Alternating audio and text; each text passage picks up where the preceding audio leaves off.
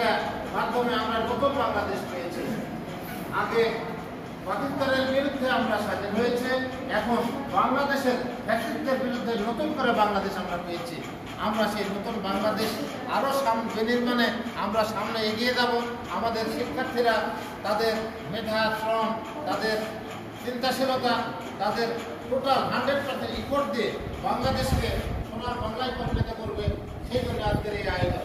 তো আজকের এই স্বাধীনতা যুদ্ধে যে সকল বীর পুরুষ অথবা নারীরা তাদের সংগ্রাম ঢেলে দিয়ে, বুকের তাজা রক্ত ঢেলে দিয়ে বাংলাদেশকে স্বাধীন করেছে, যারা শহীদ হয়েছে তাদের বইয়ের নামটা কামনা করছি আজকের এই অনুষ্ঠানের মাধ্যমে। আমি আজকের এই অনুষ্ঠানের শুরুতে পবিত্র কালামের পাঠ থেকে তেলাওয়াত করতে আহ্বান জানাচ্ছে সালমান আব্দুল্লাহ।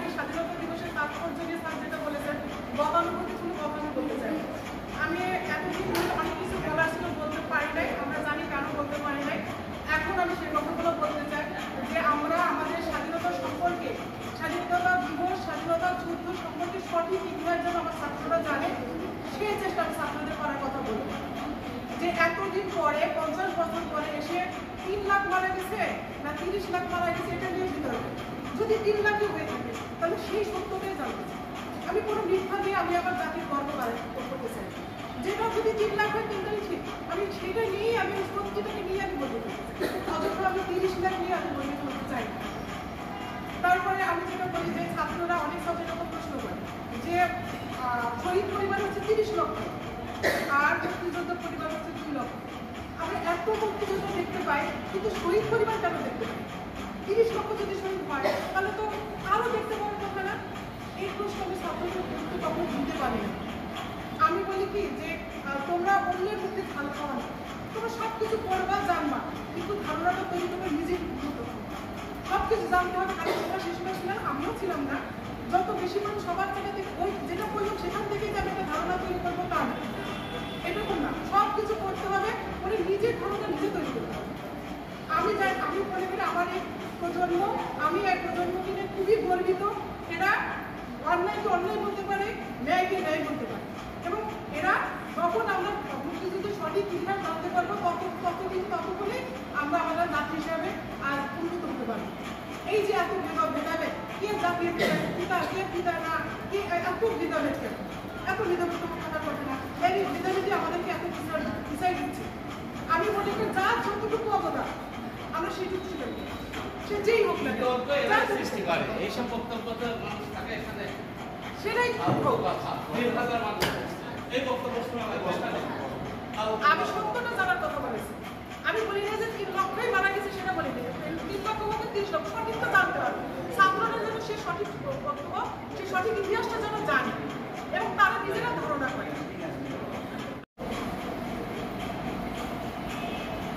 স্বাধীনতাহীনতায় কে বাঁচিতে চাইবে, কে বাঁচিতে চায়।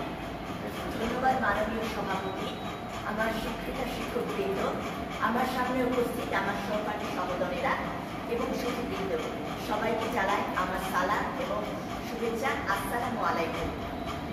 26শে মার্চ মহান স্বাধীনতা দিবস ও জাতীয় দিবস উপলক্ষে আমাদের রাজশাহী কলেজ স্কুল আয়োজিত আলোচনা সভা পুরস্কার বিতরণীতে সবাইকে আমার শুভেচ্ছা জানাচ্ছি। 26শে মার্চ আমাদের গৌরবময় একটি দিন। এই দিনে আমরা আমাদের বুকের তাজা রক্ত ঢেলে দিয়ে আমরা অর্জন করি আমাদের স্বাধীনতা। এই দিনে শুরু হয় আমাদের দীর্ঘ 9 মাসের স্বাধীনতা সংগ্রাম। দীর্ঘ 9 মাস রক্তক্ষয়ী যুদ্ধের মাধ্যমে আমরা অর্জন করি বিজয়ের লাল সূর্য। আমাদের তাজা রক্তে স্বাধীনতা সূর্যোদয়। আমি শ্রদ্ধা করে স্মরণ করছি এই 9 মাসের শহীদ হওয়া আমার সকল শহীদদের এবং এর পেছনে বাংলা বিভাগের, ইংরেজি বিভাগের শিক্ষকদের সহায়তায়, তাদের আন্তরিকতায় খুব চমৎকারভাবে অনুষ্ঠানগুলি সুসম্পন্ন হয়েছে। আমি সকলকে ধন্যবাদ জানাই, কৃতজ্ঞতা জানাই। আজকে আসলে দেখি রোজা 25 রোজা, তার মধ্যে যে আমাদের ছাত্র শিক্ষকরা তারা উপস্থিত হয়েছে রোজা থেকে, সকলকে ধন্যবাদ। আর স্বাধীনতা দিবস উপলক্ষে যে বিষয়টা আমি বলব যে আসলে স্বাধীনতা অর্জন করা যেমন কঠিন, রক্ষা করাটাও যেমন কঠিন। আমরা যারা আছি, বিশেষ করে ছাত্রদের উদ্দেশ্যে বলতে চাই যে তোমরা যেটা সত্য, তোমরা সত্যকে সত্য বলতে হবে, মাথাটা উঁচু করতে হবে, মাথাটা উঁচু করতে হবে এবং শীত দ্বারা শক্ত করতে হবে। আমরা মিথ্যা, বিভ্রান্তিকর কোনো রকমের কোনো ধরনের তথ্যের পিছনে আমরা যাব না। আমাদের নিজেদেরই তথ্য উদ্ঘাটন করতে হবে। আমাদের ছাত্র অনেক মেধাবী, তাদের অনেক জ্ঞান। আমি দেখেছি যে বিভিন্ন প্রোগ্রামে আমাদের বাচ্চারা এই লেখাগুলি লেখে, আমি নিজে অবাক হয়ে যাই যে তারা কত সমৃদ্ধশালী। আমি বলবো তোমাদের যে মেধার সমৃদ্ধতা, যে মেধার বিকাশ থাকে, তোমরা একটি সুন্দর বাংলাদেশ, সমৃদ্ধ বাংলাদেশ এই প্রত্যাশা করি। আজকে স্বাধীনতা আমি শিক্ষায় প্রত্যাশা করি যারা জীবন দিয়েছিলেন দেশের জন্য, দেশের স্বাধীনতার জন্য, যারা শহীদ হয়েছে, যারা আত্মহত্যা দিয়েছে, তাদের একটা মাত্রা কামনা করে শেষ করছি। ধন্যবাদ। অর্থাৎ 3 থেকে 5 তাদের বিষয় ছিল বীর পুরুষ কবিতা আবৃত্তি। এখানে প্রথম স্থান অধিকার করেছেন দর্শক হত্যার মা, চতুর্থ শ্রেণীর বর্ষাকা পর্যায়ে।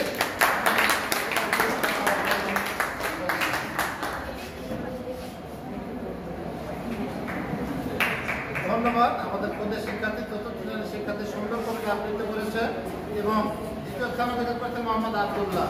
এর খুব ভালো পারফরম্যান্স আমাদের।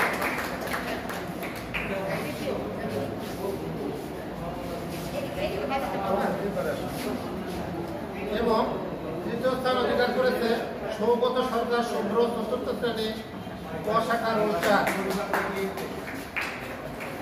আরো ভালো প্রস্তুতি নিতে হবে, সৌগত আরো ভালো পারফর্ম করতে হবে। বিচার কার্য যারা সমাধান করেছে, আমি কাজী ফারহান আক্তার, শামীম রেজা এবং হাতমতুল্লাহকে ধন্যবাদ জ্ঞাপন করছি। এবং যারা এসছেন এই রমজান মাসে তাদেরকেও ধন্যবাদ জ্ঞাপন করছি, কৃতজ্ঞতা প্রকাশ করছি।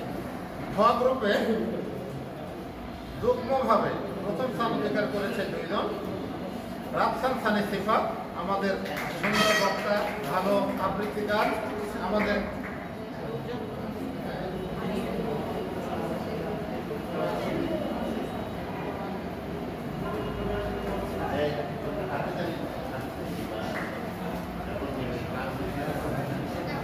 এবং যুগ্মভাবে প্রথম স্থান অধিকার করেছে রামজান সানি সিয়াম, 2 ভাই। আমাদের তোমার মা কই তো ঠিক আছে, সিয়াম এবং সিফাত 2 ভাই সহোদর, তারা খুব ভালো পারফরম্যান্স। এবং দ্বিতীয় স্থান অধিকার করেছে ফারহান আনিস মাহের, আমাদের ছেলে ফারহান আনিস মাহের দ্বিতীয় স্থান অধিকার করেছে। সবই আমাদের ছেলে, দ্বিতীয়। এবং তৃতীয় স্থান অধিকার করেছে সাদমান আব্দুল্লাহ, তৃতীয় স্থান অধিকার করেছে।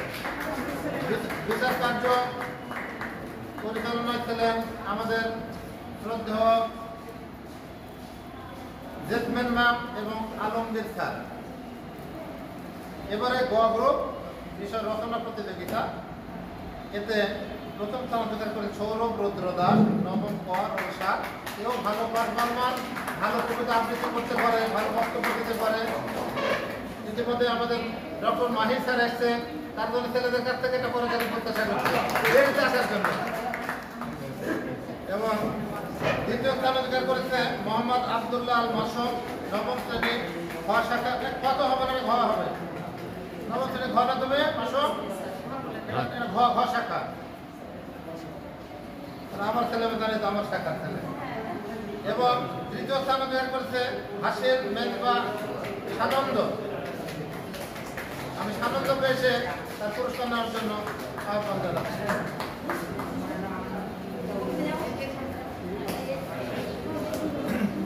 এবং এই সানন্দের পুরস্কারের মাধ্যমে আমরা এতে আনন্দে পড়াবার মাধ্যমে আজকের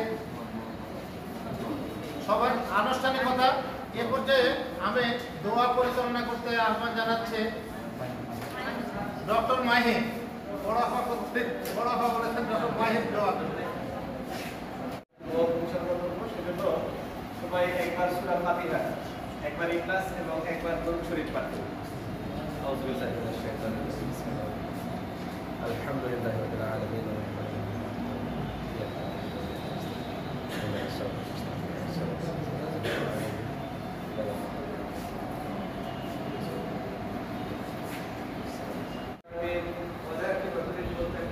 والصلاة والسلام على رسوله الكريم. ربنا